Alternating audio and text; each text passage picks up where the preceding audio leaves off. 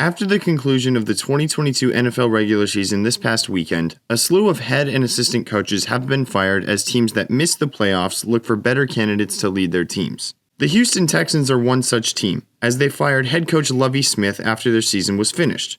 This should be the end of the story. But of course, the progressive sports media doesn't think so.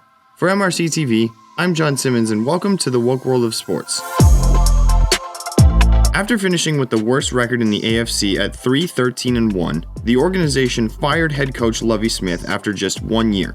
Predictably, multiple people at ESPN have accused Houston of racist hiring practices. Robert Griffin III tweeted out his disgust, and Around the Horn co-host Dennis Brown Jr. said the Texans purposely set up Smith to fail. This is Lovie Smith, the second coach in a row for the Texans that was fired after the first year without much, equipment to do anything with that team. There was a dead-end job. To give Griffin and Brown the benefit of the doubt, the Texans also fired Black head coach David Culley after a disastrous 4-13 season in 2021. If any organization wants to succeed, they can't just fire head coaches left and right. But a bad head coaching situation isn't the only thing wrong with the Texans, because they're just flat out horrible.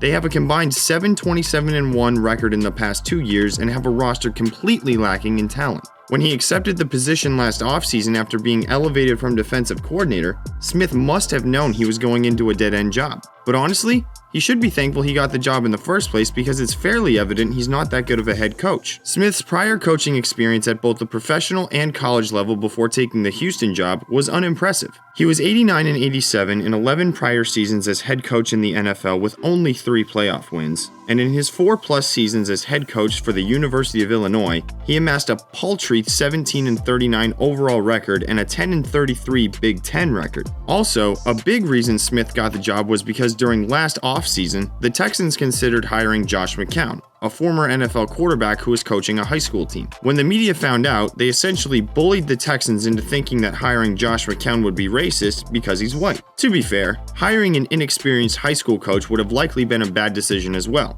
And despite Smith's poor resume, anyone with NFL coaching experience would have been a better fit. But even after progressives got their wish of seeing a black coach get elevated to a head coaching job in the NFL, they complained the second he was fired. Far be it that they consider Smith was relieved of his duties because he's not a good coach, that he likely wouldn't have made the franchise any better, or that racism wasn't involved. That takes far too much thought for Stephen A. Smith, who said that any black coaching candidate shouldn't even remotely consider taking the Houston job if offered.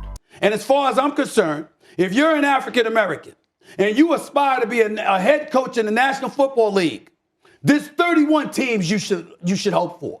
You should hope beyond God that the Houston Texans never call you.